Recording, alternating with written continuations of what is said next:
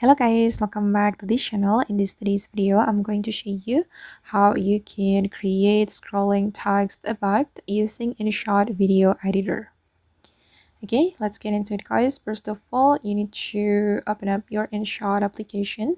Make sure that you have already installed the InShot application and you're going to create new project. And I'm going to choose video and then select new, and I'm going to add this blank clip. All right, and I'm going to change the ratio. No, I don't want to change the ratio, just leave it like that. And let me remove the InShot watermark. Okay, the watermark has been removed, and I'm going to extend the duration.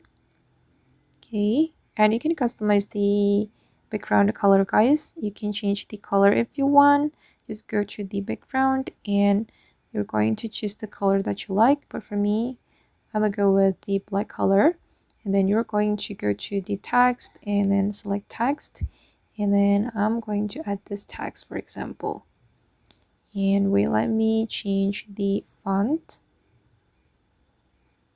Okay, I'm gonna use this font, and I'm going to change the color, and also let me customize the opacity first. All right, and I'm going to make it align with the background.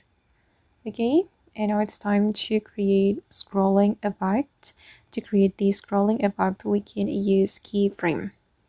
You can select your tags like this, and then you're going to add the first keyframe to the beginning, and then I'm going to make it out of frame like this. And then for the end part, I'm going to move it up. Okay, and let's see the result like this guys. And you can use this effect for example, for the video credits that usually appear at the end of the video project. Okay guys, and that's how we can create the scrolling text effect using InShot video editor. I hope this video will be useful for you. Thank you so much for watching, and if you found this tutorial useful, don't forget to like, comment, share, and also subscribe to this channel. Bye.